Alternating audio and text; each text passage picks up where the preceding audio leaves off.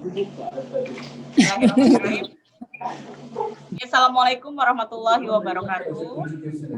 Kita akan segera mulai sesi ke-16 rangkaian Karir D SMA Lab School Jakarta.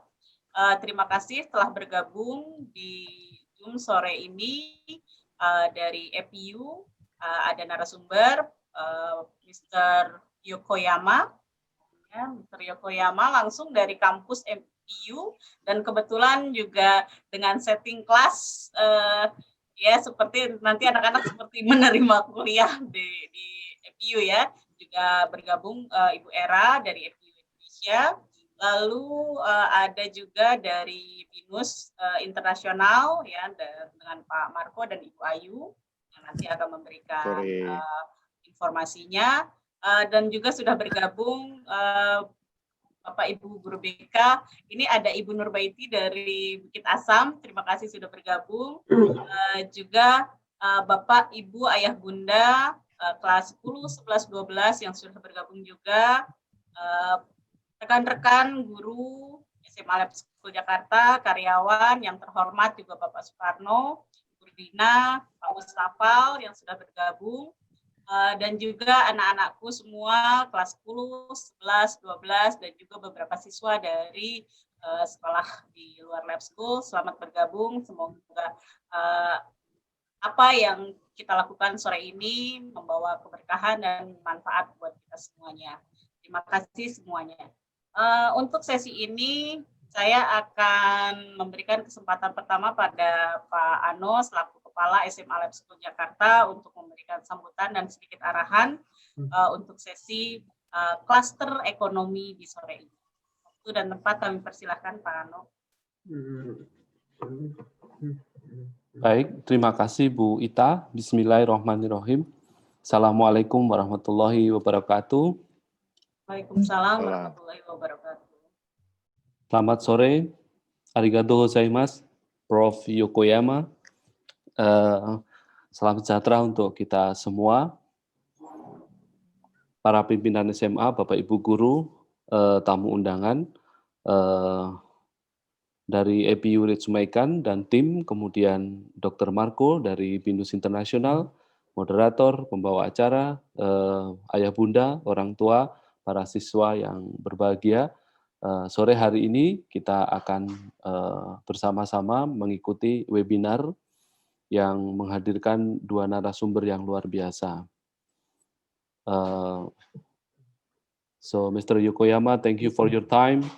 I think this is a good opportunity for us to have you and your team because, yeah, right now we are in the middle of the crisis, a global crisis, and everybody must set up all the things. We learn together, we work together, and the student also still study from home right now. And so this is important. This is the Career Day series that's held by SMA Lab School Jakarta to know about the field in the university. So many students also, continuing study in Asia Pacific University from my school every year. Pak Marco, terima kasih kehadirannya. Ini dari BINUS Internasional juga. Pengalamannya pasti sudah banyak. Saya tidak bisa menyebutkan gelar di belakang Bapak, tapi itu sertifikat yang luar biasa memperolehnya pastinya. Kemudian dan tim dan BINUS juga merupakan top private university juga yang anak-anak kami sangat minati ya, karena memang cukup up to date, bidang-bidangnya atau field-nya cukup up to date. Kemudian kalau bicara masalah klaster ekonomi, di Indonesia ini memang luar biasa. Mostly kalau SMA itu bangga banget kalau IPA-nya lebih banyak gitu ya. Jadi ada satu sekolah IPA-nya mungkin dari 10 kelas itu 9 kelas. IPS-nya hanya 1 kelas. Tapi bayangkan mereka akan masuk ke jurusan klaster sosial, itu lebih banyak daripada klaster yang STEM-nya. Artinya memang di Indonesia itu jumlah siswa IPA lebih besar di SMA-nya. Tetapi begitu masuk ke kuliah, yang mengambil jurusan IPS itu jauh lebih banyak daripada IPA-nya. Mungkin IPS hanya 30%, IPA-nya mungkin sekitar 70 sampai 60 sampai 70%. Nah, data ini menarik sehingga penting buat kita semua juga mengetahui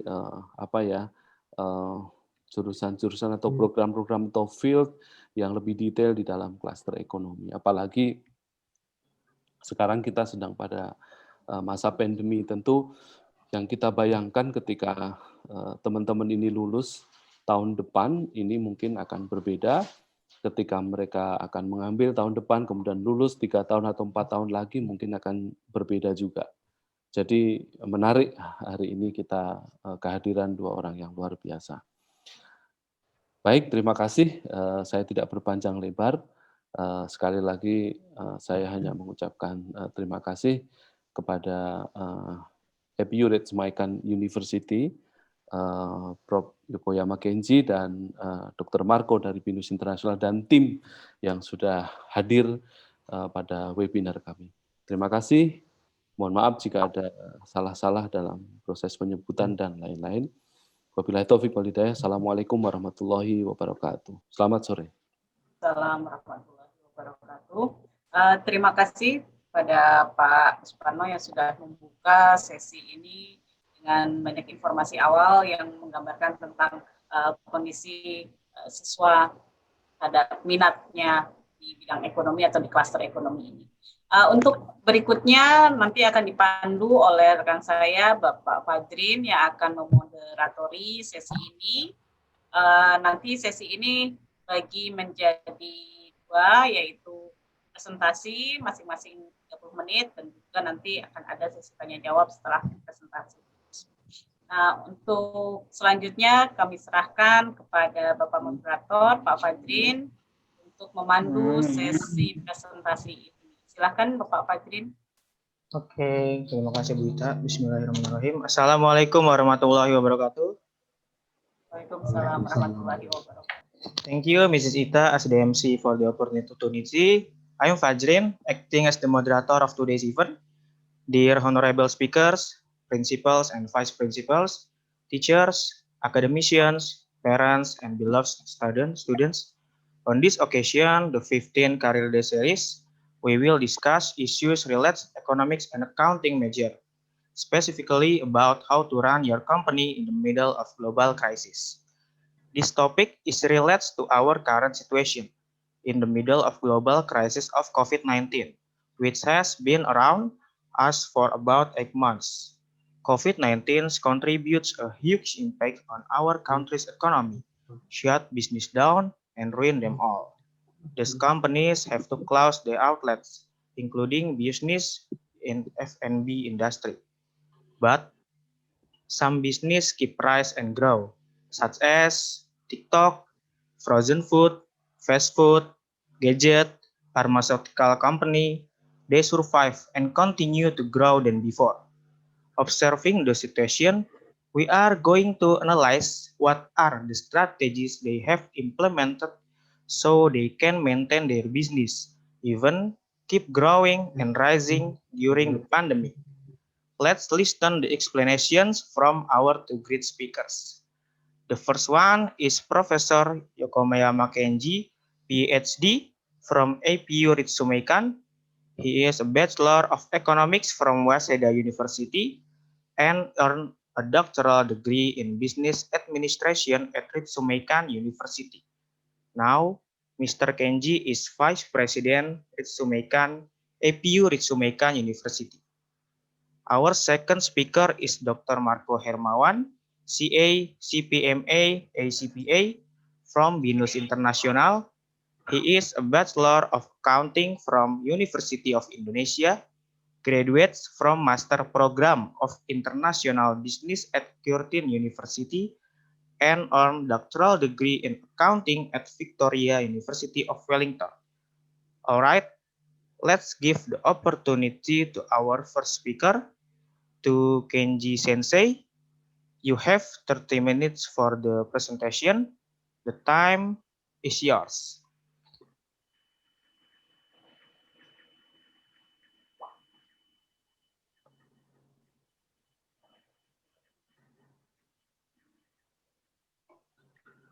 di mute ya. Yes, and can you, I hope you can see it. Okay. Yes, we can see it. Yes.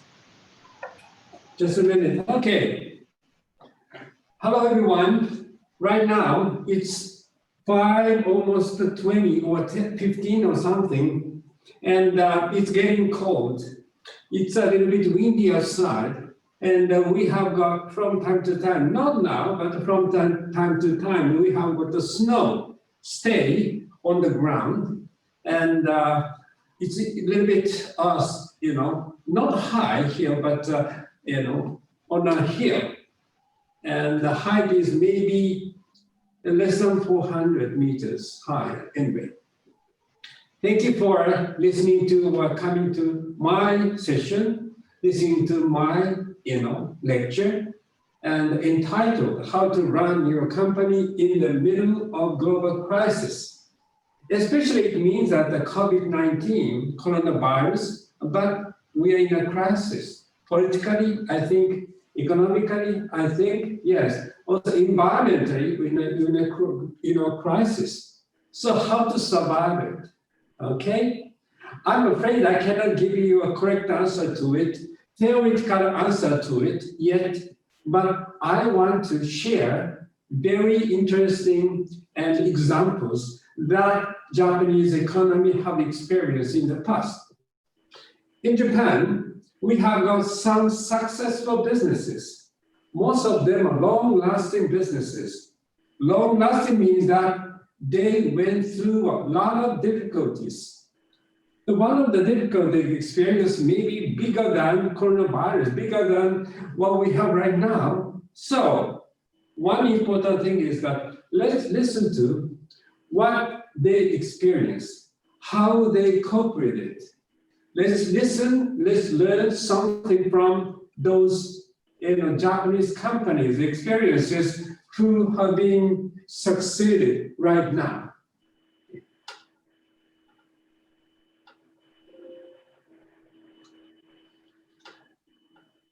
Okay, I'm sorry, but this is not, I'm going to show you another one. This is not the correct one, I'm sorry. I'm going to share another one. So sorry about it.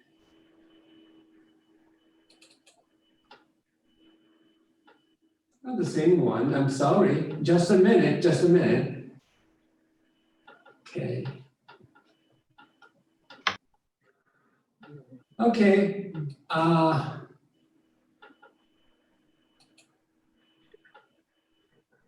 Another one, I'm sorry. I'm going to try to show it. Okay, this is it. I'm sorry. Can you see it right now? Okay, it says corporate lifetime.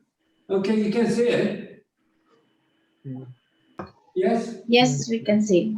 Thank you very much. And before I start my lesson, before I start my presentation, let's share some important facts and figures. Do you happen to know that, the life expectancy rate of a company? Usually, and this is a Japanese, facts and figures. In Japan, new companies are born, and how long can they survive? On average, 23.5 years. It's very short, actually. But worldwide, and we have got more than 35,000 companies which are 100 years older worldwide. When it comes to 200 years older companies are 5,100 companies. When it comes to 300 years older, the world has got 3,000 companies. Practically speaking, more than 50%, almost 60–70% such long-lasting, long companies exist in Japan. Just for information, those companies are more or less family business companies.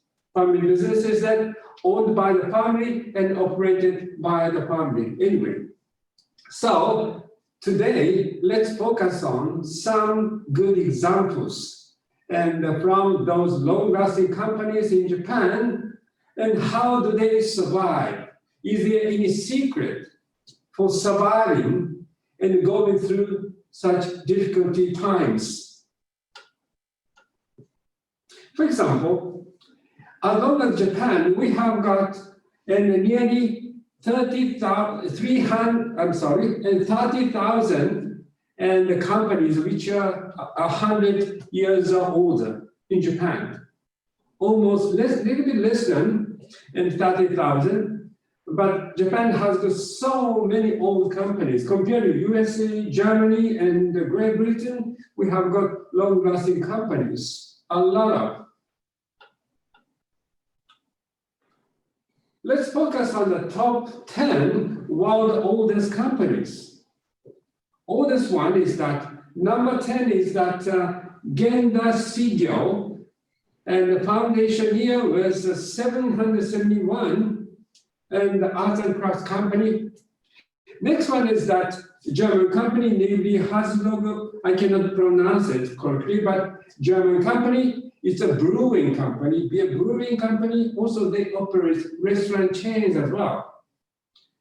And eighth oldest one is Imagami Onsen. It's a hot spring spa, and with accommodation. And seventh oldest one is Kairi, another hot spring spa. And the sixth oldest one, the Horseshoe, another in hot spring spa. Japanese people are very fond of taking hot spring spa. That is why those hot spring spa hotels, accommodations are long lasting. Common, first longest one is that the Common, also very long one. And the Keunkaku, this is another accommodation with hot spring spa. Okay, second oldest one is that Ikenobo. It's a kind of school teaching and flower arrangements. It is called Ikenobo. It's one of the oldest one anyway. Then this is the oldest one in the world is Kongo Gumi. It's a construction company designed for specialized in constructing shrines and temples. And it was founded in 578. And anyway, the oldest one is Kongo Gumi. As you notice that, whilst top 10 old companies, Japanese company belong to, Japanese company has got 9 out of 10. I give you one example. Santry, this is not an old company. It was founded in 1898. That is why almost 130 years old. And what is the secret of success is that people say that when they try to do something new, everybody say, management say, why don't you do it? Why don't you try it? All the way, they encourage them to do something new. Yes, in the time of difficulty, challenging spirit, doing something new, even though some of them or most of them, turn out to be failures, that's fine. If they keep doing that, they will be able to do something, it turn out to be successful. That is why this kind of easy-going spirit, why don't you do it? Why don't you try it? For instance, yes. You cannot hear me? That's fine? Okay. And anyways, this is a Santry thing. And they started beer brewing business in the 1965, and almost 50 years, almost 50 years. They turned out, their business had a lot of bread actually, and they cannot have enough benefit in the past 50 years. But they started generating a lot of the benefits just 10 years ago. Right now, their brew and the beer got a lot of high and quality, I think, and they enjoy worldwide reputation anyway. Something like that. Santry, and did not stop challenging. That's one of the reason for their success.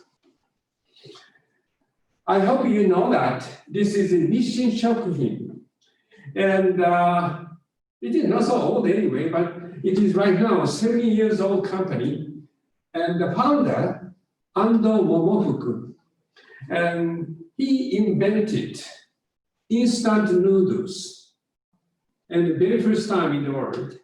Later, they invented as well cup noodles as well. And he invented two things. Right now, in the world, I think there are lots of instant noodle company, cup noodle company existing all over the world. What is the secret of success? At first, instant noodles are quite new to people. There was no such a thing at the market for instant noodles. That is why nobody willing to buy them. That is why their turnout and their business was very, very bad. They didn't sell well. Those days, and founder Ando Momofuku are willing to show the recipe, how to make it to other competitors. If they want to establish a company, then he's willing to show how to make it, how to cook it. And as a result of that, they have got a huge market. From the market zero, actually, they successfully developed the market of instant noodles and cup noodles. Of course, and as a result of that, by showing how to make it, showing the recipe, and competition became so keen. But, as a result of that keen competition, at the same time, they had a very huge market as a result of that. That is why finally, Nissin Shokuhin, they win such, keener competition on the market, and they become the largest and cup noodle and instant noodle company in the world. And the founder was so generous to show you how to cook it, show other competitors' recipes. A lot of people say that it was ridiculous for you to do so, and the founder didn't stop it. He's showing how to cook it to a lot of people who want to get to know. That's one secret of the success. As in Toyota, people say that Toyota is a Toyota Motor Company. They specialize in producing cars and vehicles, but it is wrong. Toyota was established as an automatic loom. Loom is that make a garment anyway, and loom clothes by using thread, and the automatic loom company. Then after that, and the car business started, maybe in the 1936 or something. Then after that, they established a general trading company as well. Then after that is they established home and making home, what should I say, construction company after that. And they are selling a lot of homes and individual houses anyway. They have got a huge companies under its umbrella. Their motto, their philosophy is that you should try something new all the time, like Suntree. And one generation must have one business all the time, okay? One generation means 10 years, every 20 years, they have to establish a new business, which should be acceptable by the society. Anyway, this kind of thing is another secret of success. Also, they did not stop doing something new. They have kept doing something new, like Suntree. Even though the philosophy may be a little bit different, and as I said, Suntree has got, why don't you do it? This is a very important philosophy. And when it comes to Toyota, Toyota has got another type of philosophy. They say that one generation, one business. Okay, that may be one way to have a good success in a one group of families. Family has got very first family, and the second family has got a lot of sons and daughters, league, and the third generation maybe have got a lot of cousins league. For providing enough job for them, actually they keep moving. One way of keep moving in the case of family business, maybe, and having a new business, like one generation should have one business anyway. This is another, a secret of success, I think. Okay, this is another example called Honda Plus. Honda Plus. After talking about Toyota, and even I said Honda had nothing to do. It's not related to it with the Honda Motors, different Honda. Honda Plus also very old company, right now 150 years old. And Honda Plus used to be a plastic blowing company. Plastic blowing that they specialize in making caps for pencils like that. You can see just in front of you. In the center, you can see a cap and covering pencils. Yes, Honda Plus used to be producing only those caps for pencils. When I was older, I think the only thing I could use for writing something was pencils.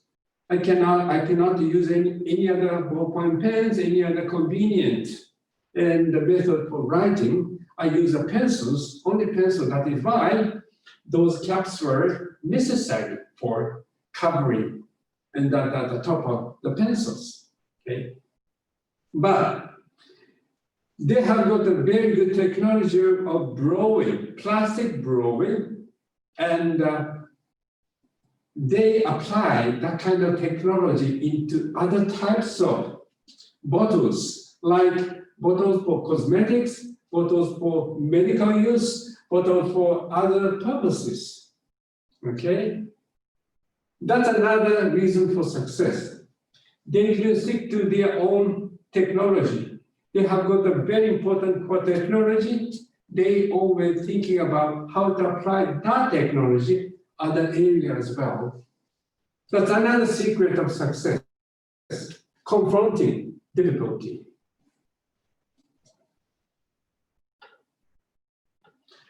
Okay, this is the final example, I think. Okay, this is the final example. In your lower right, you have got a photo of shrine. This shrine is called Dazaifu Tenmangu. Tenmangu means the god of studies. Okay?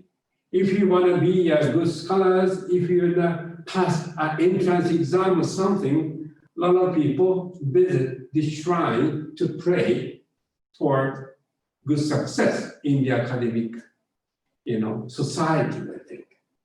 Okay? Very famous one. Every year, so many people visit these shrines. There are small road, small path, small walkway, small pedestrian walkers walking street toward the shrine. Both sides of the shrine, there are so many small size souvenir shops. Most of the souvenir shops bake this kind of grill, this kind of sweet, namely umegae mochi. This is a sweet, okay? And it bakes the sweet inside, very sweet, and mashed beans. Umegae mochi. Umegae mochi is a very famous souvenir from this area. Okay. A lot of small shops are operating and baking, grilling, and this kind of rice cake. Okay. Maybe 30 years ago, and if my memory is correct, 30 years ago, one of the such shops had a fire, completely destroyed, including this kind of baking gadget as well, baking and grilling machine as well. Okay, at that time, what other shops did was all of the shops stop operation. Stop operation. Why? They try to support such burnout shop, and they try to put up a new it is not permanent house, but a temporary house, but they help them to put up a new shop. Then some souvenir shop, and they gave old but a very convenient, very good and grilled machine to them actually. Even though lots of most of the companies are competitors as well, but once something wrong happens, that kind of happens, they cooperate together to establish a new thing together. Then, and that's one thing you can learn from this kind of business who succeeded, long-lasting business. From those Japanese family business who succeeded, long-lasting business, commonly they have got 5 different philosophies. I'm going to show you one philosophy. This is Fueki Gyuko. They're always thinking about and something constant, something changeable. You tend to think that all companies are quite conservative. No, they're always thinking about how to change it while keeping something constant. And this is one reason for success. Second one I want to draw your attention to is Sampo Yoshi. This is another very famous philosophy for business. Benefits all 3 sides, partner, society, and us. When I do business, when I do transaction, you pay attention to other partners' benefits, first of all. And also, you pay attention to society's benefit as well. And finally, your benefits. Those benefits should be shared. Only in that case, you can do business. Okay? You should not get all the things by yourself. Third one is Sengi Kori. It means in English, justice before profit. Okay, you should not pursue only profit. Before that, justice. The reason why you do business is very important. And you should not pursue profit, only profit. The fourth one is that Kyozan Kyo-e. It means in English, competition for mutual prosperity. Competition is very important, yes, but their competition is not the weapon to kill the others. Competition is the way to get mutual development together. Okay, Kyozon Kyo-e. This is one example you could see in the case of Dazai Shrine and lots of small size and souvenir shops along the path to the shrine. Final one is Ichidai Ichisanyo, one generation, one industry. Okay, this is another way to have a new business to keep changing. Okay, people say that you should keep changing. For that purpose, I think one generation must one new industry. That's very important. And you should not stick to old business that previous generations succeeded. You should make a new profit, new benefit for yourself. That's one way to keep changing. This is what And the very first philosophy, namely Freiki Ryuko, something constant, something changeable, and insisted on. Okay. And anyway, let me get back. What I want to, emphasize on that, when you have to go through this kind of time of difficulty, the important thing is that you have to learn something from your history. This time, I focus on Japanese example, but I like you to pay attention to your own history.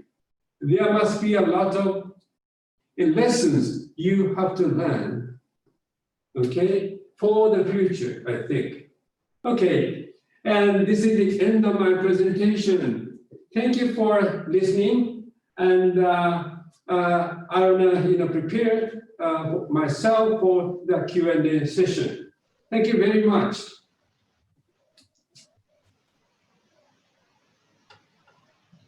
Okay, thank you. Thank you, Sensei. Thank you, Kenji Sensei, for the explanation. Next, we will listen to the second speaker, Mr. Marco. Hello. Halo, ya. Okay. Sore, Pak Fajrin ya.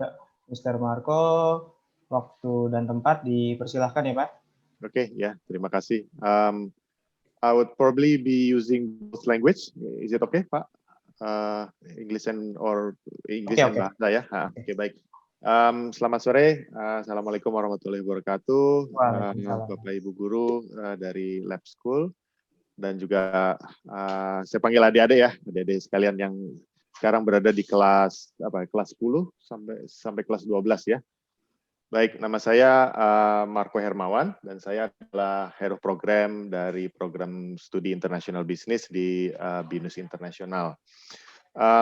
So I'll be delivering some short speech on how can you survive during the pandemic era ya. Jadi topik yang saya bahas mungkin lebih spesifik ke konteks Indonesia karena memang banyak yang masih menduga-duga nih apa yang harus kita lakukan, apa yang akan terjadi setelah pandemi ini gitu, dan apa yang harus kita persiapkan gitu. What do we need to prepare in terms of making us ready ya, as a business person or as a candidate of businessman or probably as a business students who wish to open up a business in the next future time. Okay, jadi saya akan share slide saya. Oke, terlihat semua? Can everyone see my slide? So judulnya adalah Staying on Top. Jadi we need to anticipate ourselves to stay on top ya, to stay ahead sebetulnya ya. Post pandemic, business perspective. Jadi kemarin dari pihak panitia kan meminta kami sebagai pembicara untuk melihat how to survive in the global crisis ya. So I would like to focus on the what do you need to do when the pandemic is over, or during the pandemic, what do you expect to anticipate such turmoil seperti ini gitu. Okay. Jadi the current situation in Indonesia, as we notice ya, we have suffered a great loss in economic ya. Jadi Menteri Keuangan Ibu Sri Mulyani sudah mengungkapkan bahwa kita sedang berada di tahap resesi, especially on the third quarter. I think we are now reaching 7 to 8% minus ya in GDP growth. Whereas in the previous quarter, in the second quarter, we also dropped into -5 in GDP growth. Okay. Yang kedua adalah purchasing power. Jadi kita akan menggunakan berbagai istilah yang berhubungan dengan bisnis ya. So you have this GDP growth domestic product. Nanti adik-adik mungkin sudah belajar di pelajaran ekonomi what is GDP ya, pendapatan bruto ya. Kemudian purchasing power ya, the ability for a person to purchase more ya in terms of their income and also their buying ability. Itu kita juga drop, di mana kita juga merasakan bahwa ya sejak pandemi ini, sejak kita work from home, mall-mall juga kurang banyak dikunjungi ya. Kita lebih sering berada di rumah ya. Interestingly enough, we will see that the trend has changed ya, from the traditional way of doing business into more contemporary, such as e-commerce business ya. Kemudian business is sluggish ya. Somehow we found out that we have a bit of a slow, a bit of a turmoil as a matter of fact on the business side ya. Jadi kesulitan untuk melakukan bisnis di luar negeri because of the border close and so forth. Okay, so we tend to halt ya, lebih banyak untuk menunggu apa yang akan terjadi setelah era pandemi ini. Unemployment is increasing ya, sudah jelas banyak beberapa perusahaan yang lay off ya. Ini juga ada istilah baru ya, lay off ya. Lay off itu berarti memberhentikan karyawannya ya, atau tidak mempekerjakan dalam waktu tertentu. Beberapa perusahaan juga bahkan ada yang menutup usahanya, kemudian memfreeze, mempospon dan lain sebagainya.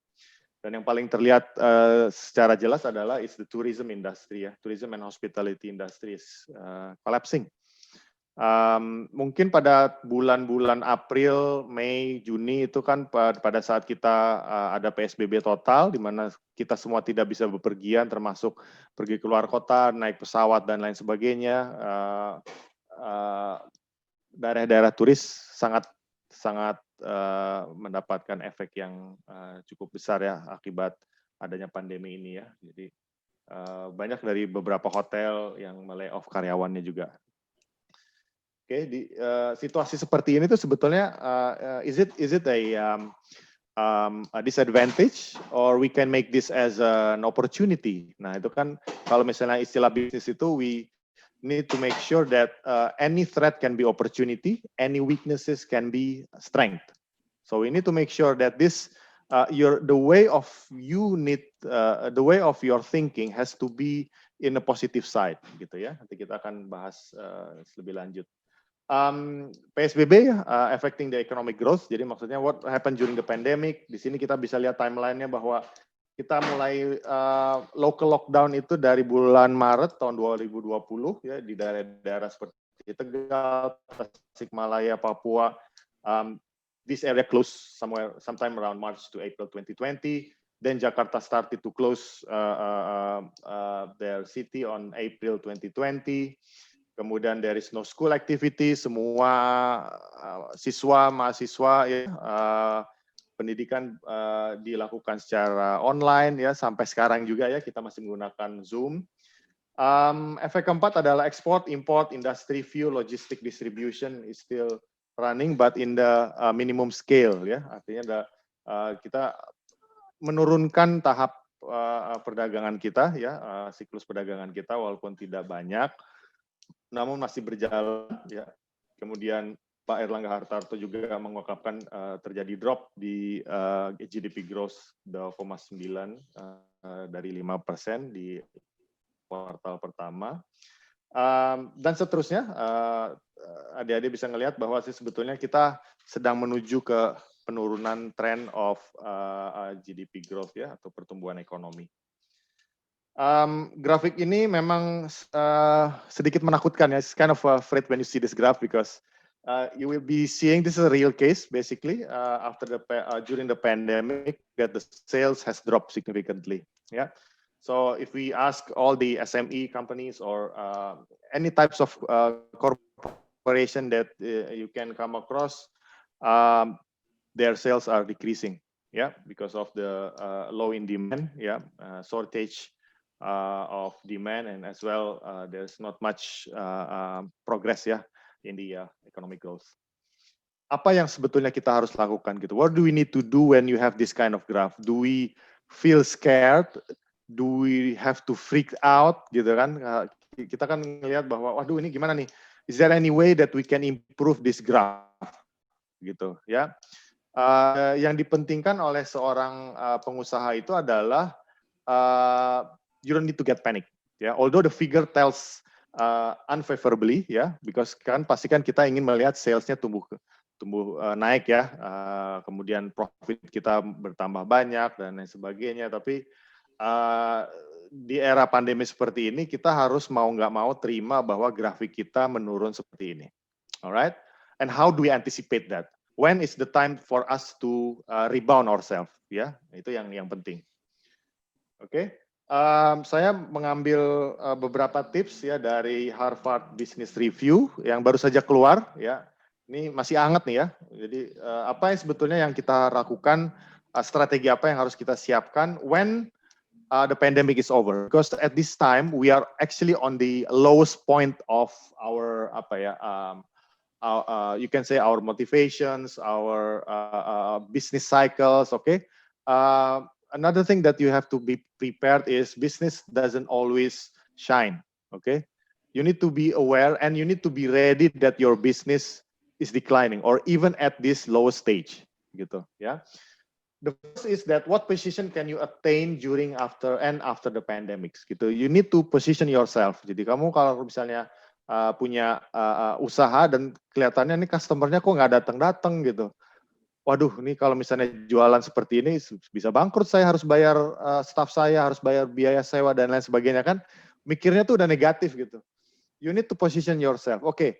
If I have a problem like this, would my competitor be the same like that? Gitu kan, semuanya kan terimbas kan, nggak hanya kita doang yang memiliki bisnis, tapi kan hampir semua sektor yang terimbas bisnis efek seperti ini. So you need to position yourself. Yang kedua adalah what is your plan for bouncing back? Nah ini dia, this is the turning point of which you have to be prepared when this is over. Karena begitu when this all over, okay, when the vaccine is ready and everyone got injected and so forth, this will be the starting point of your race. Okay, who will be ahead is the one that who will be prepared in the first place. Okay. The third one is how is the perspective of your culture and identity change. Nah ini juga penting nih. Kita biasa ketemu kalau misalnya dalam berbisnis kan secara tatap muka ya, which means that you have to salaman lah atau misalnya meeting ke suatu tempat, and then all of the sudden you only can interact people by virtually ya, by Zoom gitu kayak sekarang ini kita lakukan. Itu kan budayanya ganti gitu. So you need to anticipate these changes. Whenever this is finished, okay, whenever this is over. Are you still going to use this Zoom? Are you going to hybrid with the in-person meeting and so forth? Okay. Bagi mereka yang sudah menyiapkan hal-hal seperti ini, it will be an advantage for you to anticipate the opportunity. Ya. Yang keempat adalah what new project that you need to launch. Nah ini dia. Ini jadi business model will change after the pandemic, and then you have to anticipate what kind of business model, a new business model that you will introduce to the market, and how prepared when you have to execute the plan. Nah, yang penting, you need to start planning from now, as if tomorrow is a new way of doing business. Okay, so where does this pandemic effect go? So kita akan melari kemana nih ya? Sebenarnya ini this is very uncertain that you should anticipate where the business will go. Okay, both domestically and internationally. So what we see so far ini penelitian yang sudah kita lakukan. Ini termasuk tugas yang saya kasih ke mahasiswa saya di mata kuliah bisnis in Indonesia. The impact of COVID on online purchase. Look at that. I have purchased more online. 55% purchase more online.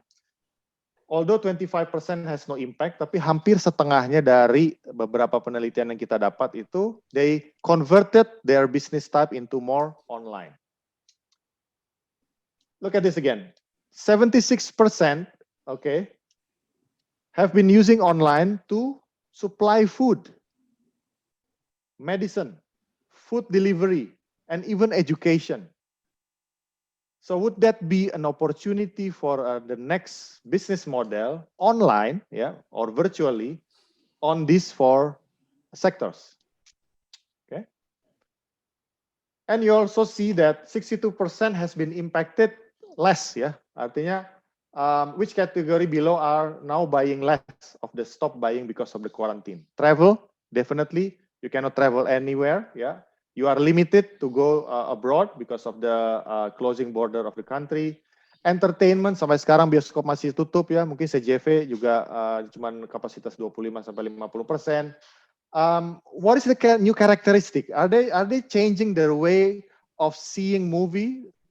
Kita sekarang udah lihat iFlix, Netflix, whatever Flix, you know, it's booming. Yeah, people are starting to use their gadget to watch movie. Is there any chance for the next business or the next entertainment business to still keep up their cinemas, perhaps? Okay, that's another question. You have outdoor meals, beauty, home furnishing, etc. Yeah, which affected by this quarantine. 3 examples: Blibli, Bukalapak, Tokopedia.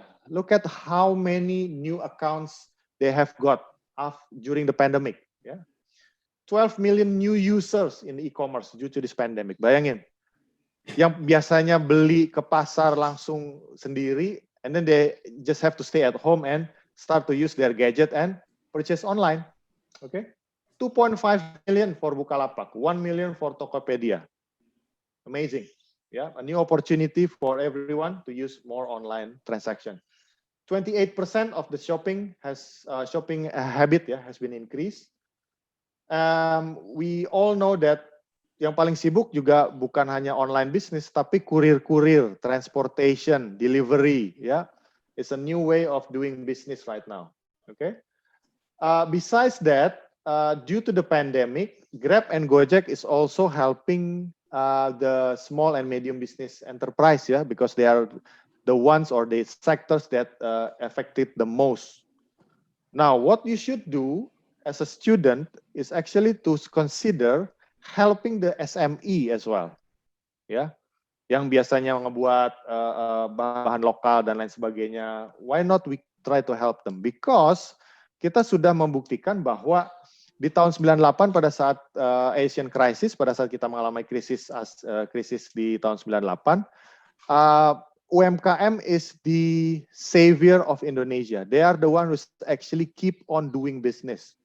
Yeah, so why not we are doing the same way as we were in the 98, ya. Kita membantu SME ini supaya mereka tetap bisa melakukan usaha. So, learning business definitely fun and easy. Karena apa? You are going to learn a lot of things related to every sector, starting from human resource management, how you actually control your staff, ya. Gak gampang tuh mengatur orang-orang, ya, mengatur staff. Then you have accounting. Basically, orang bisnis tuh sudah harus tahu how much your money is saved in your bank, ya. Communication, definitely you have to have a very good and well-spoken communication, and also well-written. Yeah. Marketing, definitely you need to have the marketing ability when you start doing your products. Yeah, introducing your product to the market. Operation, how this operation of your business is running. Yeah. Leadership, as the owner of the company, you just have to have your ability to lead people. Yeah, itu yang penting.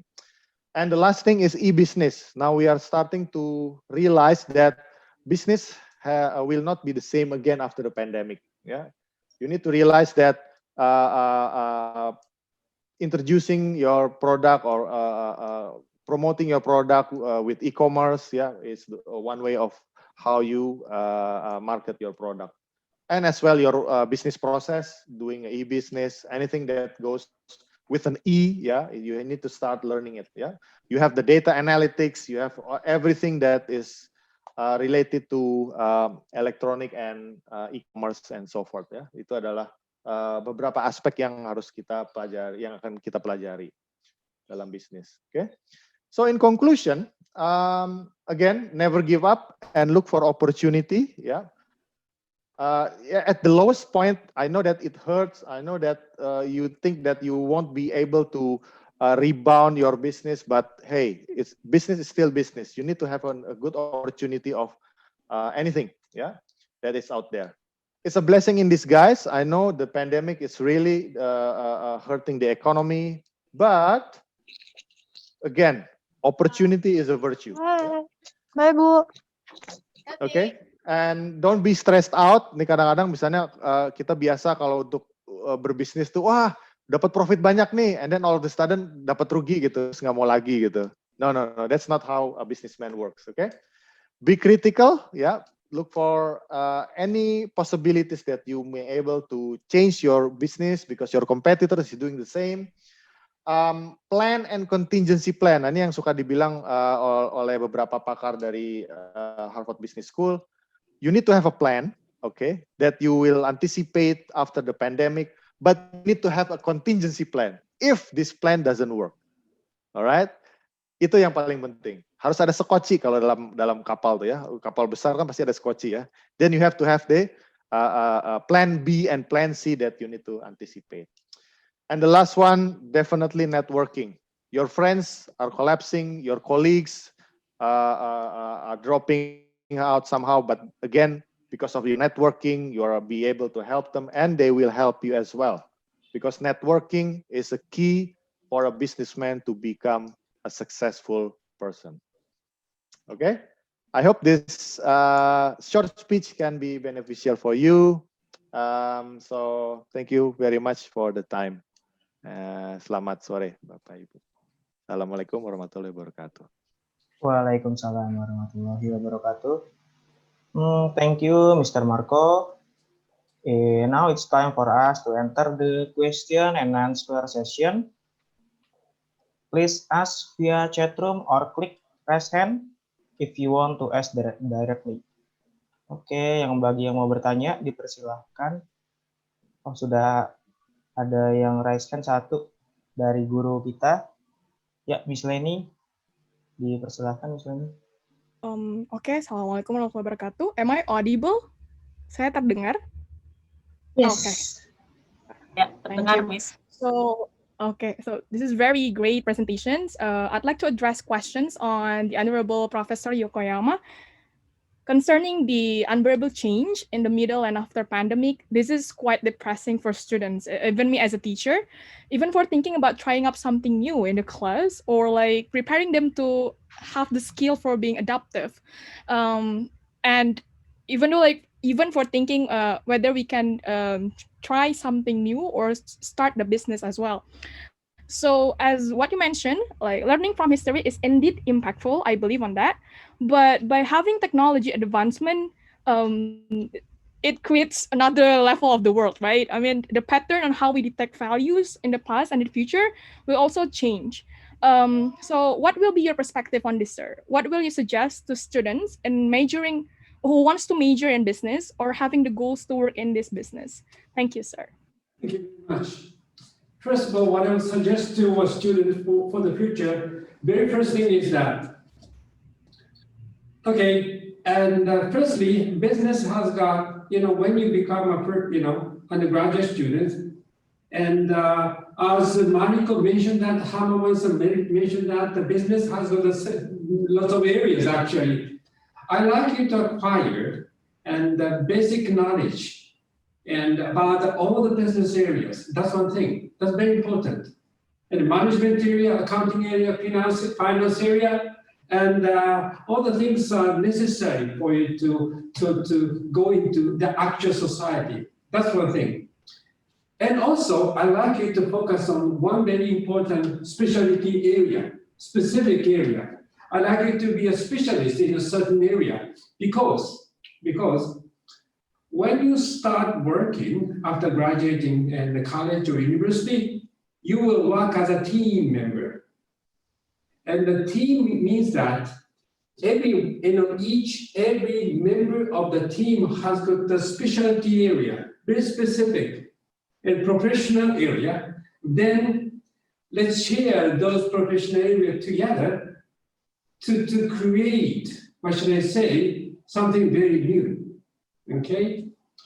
And team can generate more than the total sum of all the members, such as 1 + 1 is not 2 in the case of team. 1 + 1 can be 3, 4, 5 in the team for contributing for such newly added things. You should be a specialist in a certain area. That is why, and I'd like you to be a specialist in a certain area of the business. And also one more thing, AI or computer technology is a must anyway. Okay, that is a very, very basic area you should acquire. So let me conclude. General area is a very important about business. You have to acquire. Otherwise, you cannot see. You cannot have a bird's eye view of all the business area. In addition to that, be sure to get some specialty area, and be sure to get basic knowledge or basic skills about AI and computer things. That's what I like my student to acquire before getting into the society. Sure. Thank you for that, sir. Oke, Pak Marco, ada yang ingin ditambahkan atau ditanggapi terkait pertanyaan dan jawabannya?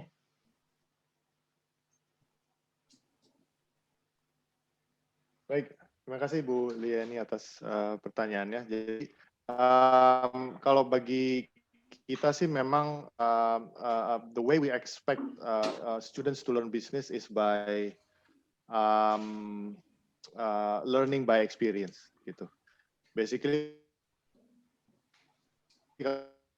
kalau misalnya, because business is from the textbook, but actually it's a hybrid situation whereby you also have to experience yourself gitu loh. And then at that stage you start to look for something that interests you gitu. Misalnya bisnis kan banyak nih ya, and then you have misalnya bisnis kuliner gitu. You are actually passionate in selling food gitu, beverage and all that gitu.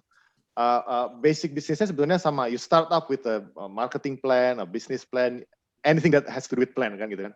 And then sebetulnya di dalam plan itu kan you are actually putting in some sort of your communication skill, and then how you actually leverage your market gitu ya, how you actually identify the market, and then what is the financial projection you expect gitu kan, because you are actually trying to leverage this to the bank for borrowing money and so forth gitu. And then sebetulnya aspek bisnis itu memang sangat kompleks, but then again it has to come up with hands-on gitu Bu. Jadi kalau misalnya di tempat saya sih pada saat saya ngajar bisnis Indonesia itu I let the students just go through all the internet information that they can, fill up with a lot of information ya dengan tugas-tugas yang saya kasihkan, and then they come back to me and then they start to present gitu. Jadi sebetulnya materinya itu sebetulnya ada di luar sana. They just have to summarize, compile it, make it a good report gitu ya, based on what their field of interest, and then they have to present gitu. So it's a yang tadi saya bilang, it's a fun and easy thing to do when you learn business. Gini tuh Ibu Leni. Terima kasih bisa Pak. menjawab ya. Ya, terima kasih Profesor dan Pak Marco. Oke, terima kasih Miss Leni atas pertanyaannya. Ada pertanyaan lain mungkin dari anak-anak atau guru, bisa diketik di kolom chat atau klik raise hand apabila memang ada yang ingin ditanyakan secara langsung, baik ke Prof. Yokoyama ataupun ke Pak Marco. Oke, ini ada, sebentar, ada yang bertanya, which one is better, studying economics abroad or international class? Mungkin untuk bachelor program. For bachelor program. Ya, bisa dari Pak Marco dulu mungkin. Okay, can I say something? If there's not specific questions. Oke. Ya. Sorry. Can I say something? Oh, oke. Ya. Okay. The question is, which one is better, studying economics in abroad like Japan, or international class in Indonesia? Okay. For Mungkin untuk Pak Marco dulu kali for ya. Dulu, Bachelor of ya, saya dulu. Economics, ya. Oke. Pak Marco dulu boleh Pak. Baik, ya terima kasih pertanyaannya. Sebenarnya pertanyaan ini susah-susah gampang, karena somehow you rather choose misalnya ini ya trennya gitu. Oh teman saya pergi ke luar negeri untuk sekolah gitu ya. Oke, why not me gitu? Kenapa saya nggak bisa gitu? And then people start to go abroad gitu ya. I don't know for no reason I guess. But ada yang mungkin memang I need to know how people are interacting there, how you actually can adapt with other cultures gitu juga bisa gitu. Nah kembali pertanyaan apakah sebaiknya belajar ekonomi di luar negeri atau ikut international class itu kembali kepada tujuan dari adik-adik sekalian. Sebetulnya kalian tuh nanti what are you going to be in the next 5 years itu paling penting karena gini. When you go abroad, it's good, it's fantastic because you are trying to be out of your comfort zone, definitely because you are learning new things, new friends, new environment, and so forth gitu. Nah, adaptasi itu yang membuat Anda lebih bisa disiplin dan bisa menyesuaikan diri ya, because as a businessman you have to have a good adaptation. Okay. On the other hand, kalau kalian ngambil international class atau domestic class di Indonesia, you can also have an opportunity to gain network gitu. Kenapa? Karena kan at the end of the day when you go back from studying abroad, pasti kamu kembali ke Indonesia gitu. And then bagi mereka yang sudah belajar atau sudah ngambil kuliah di Indonesia, there is a chance that they are actually have developed their own networking gitu. Tiba-tiba mereka udah bikin bisnis. Tiba-tiba mereka udah ketemu teman di kampus. Oh, kita buat bisnis yuk. And then they start doing business while they are studying gitu kan. Jadi you have these two opportunity that actually beneficial for you in the future time gitu. Nah, sekarang tinggal kita kombinasinya gimana gitu. Ya, jadi misalnya kayak di bisnis internasional kan kita ada double degree. That's the purpose of why we having a double degree. So because you have 2 years here, kemudian you start to get your friend, and then you start making a networking and start to developing your business. While on the other 2 years, you can develop your personal self-esteem, seperti yang tadi saya jelaskan. Seperti itu. Terima kasih. Okay, thank you, Mr. Marco. Now, Mr. Yokoyama, this time is yours for answer. What is the question? I cannot get in the Indonesian. I'm sorry. Okay. What was that question? Sorry. Bu Era mungkin bisa sampaikan. No, don't worry about it. Saya tidak lihat pertanyaannya, mungkin Pak Fajri yang bisa. Oh yeah. Which one is better? Studying in abroad like Japan or international class in Indonesia? Okay, that's a very good question. I think I'm a little bit afraid of talking about that in front of Marco-san, Hamawan-san, and I'm afraid I cannot anyway. But yes, I think one thing is that right now business are globalized, no boundaries. The political world has got clear boundaries, but in the case of business. And the things move and over boundaries, and the money moves over boundaries. No boundaries, I think. And I advise you to, no matter where you study, in Indonesia, Japan, other countries, I think your mind should be liberalized. Your mind should be free, I think. That's very important. Also, another one, Marco-san pointed out, human network, global human network is also very, very important, no matter where you study, okay? And when you study in Japan, you will, especially if you have got almost 3,000 international students in more than 93 countries, you'll be able to establish it. Also, even though you study domestically, I think in Indonesia, you have a chances to get to know each other and with people outside of Indonesia, I think. Anyway, no matter where you are, your mind is very important. And to liberalize your mind, I think. And how you should liberalize your mind, I don't know. let me know anyway. So, and I'd like you to, what should I say, to liberalize your mind and to make a global network for the future. Okay, thank you. One thing, can I say one thing? And I forgot to tell you, and I need to give you a quiz, right? Yeah. And my question is that APU has got 3,000 international students out of totally 6,000 students. And when it comes to international students, we have got a lot of students from Indonesia, Vietnam, and in China, Korea as well. And my quiz is that, and Indonesia is how big of the student size? And the first group of students, and the second group of students, and the third largest group of students, and the fourth largest student. Anyway, it belongs to the top 5. And my quiz is that, and how much big the Indonesian body of students? This is the quiz. Ina-san, you understand? Okay, so Yes. thank you Yokoyama Sensei. Apabila masih ada Is there any? oh, There is student can answer that question maybe. Itu kuisnya ya Bu Era. Iya. kuisnya itu ya. Mungkin dijelaskan lagi Bu Era. Anak-anak udah ngerti, ayo jawab. Ya. Harusnya mereka ini challenge-nya Bu Ita. Jangan ditranslate, biarin. Iya, they have to memorize. Ada hadiahnya Bu Era? Ya, Hadiahnya Bu Era. kita akan kirim souvenir APU, pastinya souvenir yang menarik lah ya, buat 3 orang adik-adik yang bisa menjawab.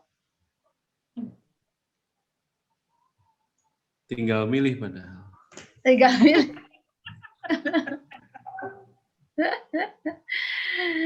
Oke. Boleh nanya sambil nunggu jawaban dari anak-anak, mungkin mau dijawab lewat chat, boleh. Anyway, please answer to Era-san. Okay, later. Oh, they can chat ya, Sensei. Okay. Ya, Iya. silakan di chat mungkin yang bisa menjawab. Atau mungkin diulang? Karena mungkin kaget tiba-tiba kuis kali Bu Era. Nanti diulang ketahuan jawabannya. Yeah. Okay, Sensei, I think no one can answer this question. Can I see the correct answer? Sorry? No, that's okay. Okay. Oh, So Bu what Era. should I do after that? Era-san, what should I do after that? And you receive the correct answer from the students. Also, I have to ask them to once again to give me the correct answer. I think it will be better you ask again, Sensei, but maybe the simple one. Simple one, Yes. like what? Thing that you already delivered before. Okay. Or So- just ask student where you are from. I mean, which university or Okay, student okay. who already know about the APU before. Okay. Yes, but someone said that I'm from Waseda anyway. Yeah. How about my age? How about my age? My age. How about that? 17. So student, okay, let me ask you. Student expected to send a correct answer to you or they answer right now? I have no idea. They ask right now. They ask right Right now, okay. Answer right now. Okay, then, and Hamawan-san, I'm sorry to take your time, I'm sorry. But I'm sorry, and Marco, I'm sorry, but can I ask my question to student right now? Okay, yeah, go ahead, There's Sensei. not a particular question, but this is a question. How old am I? Anyway, how old? Okay, 3 students. 18 years old. Pardon? 18 years old? 18. 18? 25, I guess. Pretend that you're a student. 27? Okay. Seven. Who said that? Who said that? Okay. 70. First student is that? No, sir. I'm not a student. I'm a teacher, sir. Sorry. So you are not okay. eligible. Okay, So, I'm not eligible for this question. Okay, student, please raise your hand. I point you. Please raise your hand. I mean, Keiza tadi jawab via chat, mungkin mau jawab langsung Keiza. just raise your hand and Professor Yokoyama will see you. yeah. Then my question is that I'm older than or I'm younger than 60 years old.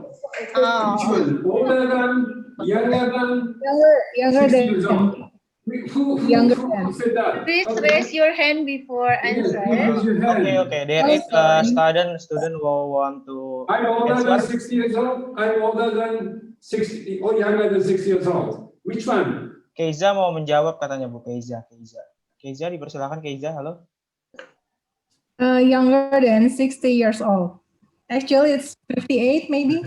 Thank you very much. You're a good girl. You're a good girl. But you are wrong. Now, I'm older than 6 years old. Then, how old I am? This is the second question. Okay, please tell me. Buat student doang ya, Pak? How are you? Okay, please raise your hand. Sensei, is it open for the teacher as well, this question? Yes, sir, please, let's open to the, teachers as well. Please raise your hand. Anybody. Anybody can answer. Anybody. I'm older than 60 years old. And, yes, and Nam-san, Leimi-san. Yes, sir. Let me guess. 71? 71. Please. You're completely wrong. Oh, my bad. So who are you? Okay, Andri-san. Ya, Pak Andri. Andri-san. 59. 79? I'm older than 60 years old. You said 79? You completely wrong. It could not be 100, right? There's one more. So, Mr. Hisam. Hisan, please tell. Hisan. Hisam. Please tell. Answer. Berapa? How? 55? No. Kalau aku bilang gitu. 17 plus gitu. 65. Oh, just right. 60, 25? No, 90. Huh? 90. No. More. Maybe 75?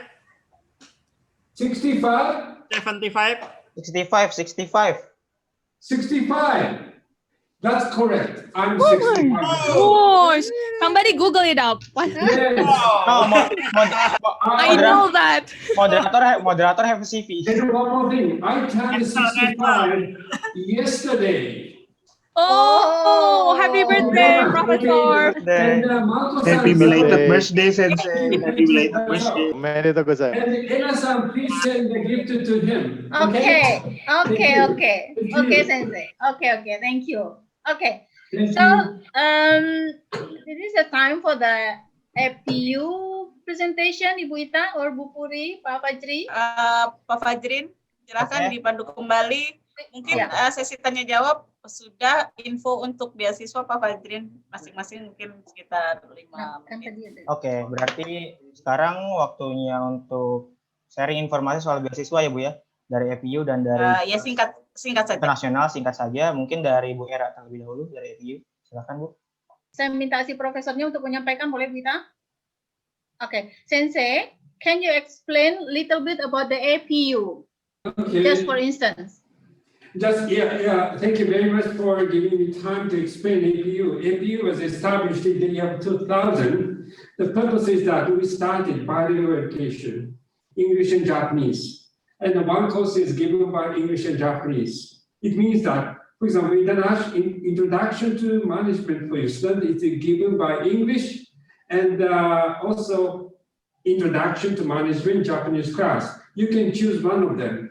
But most of the Indonesian students can take, English courses for the time being. But another thing, important thing is that Indonesian students are, international students are required to study Japanese language classes, very intensive classes. They'll be very fluent and in 2 years' time. And after that, they'll be able to take courses, which is English or Japanese freely, I think.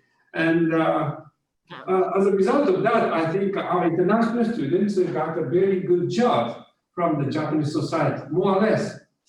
Believe it or not, Japanese society is suffering from aging society like me, 65 olds, or 70 or 80, a lot of older people existing. On the other hand, we do not have enough young students, young people who work for the company.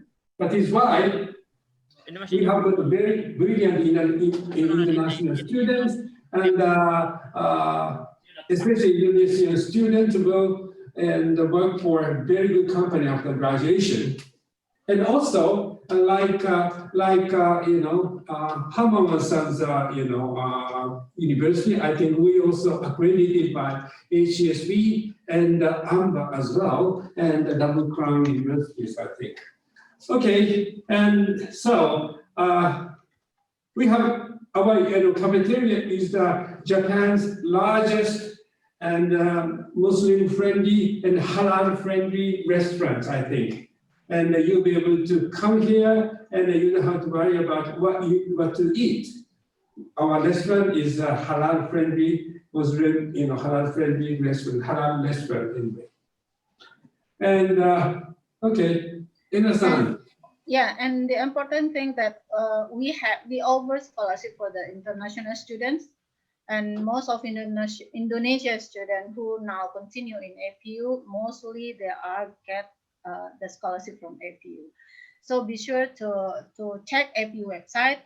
And for the student who already in grade 12 now, you can apply to APU. We already opened the application period. Please contact us in Indonesia office.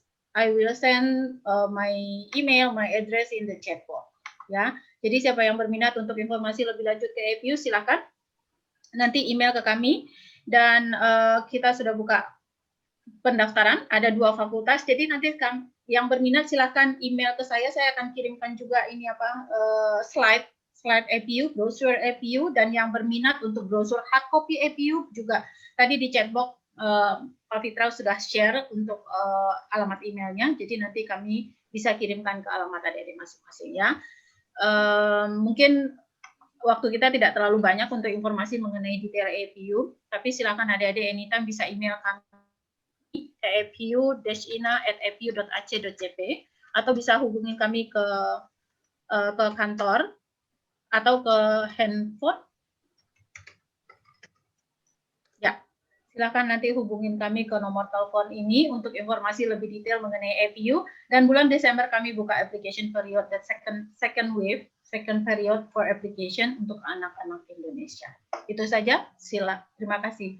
Oke, terima kasih Bu Era dan Yokoyama Sensei. Selanjutnya dari BINUS Internasional, siapa yang akan menyampaikan? Okay. Maybe Mr. Marco will explain about the major, especially in international business. Please, Mr. Masko. Ya, baik. Terima kasih, Pak Fandi.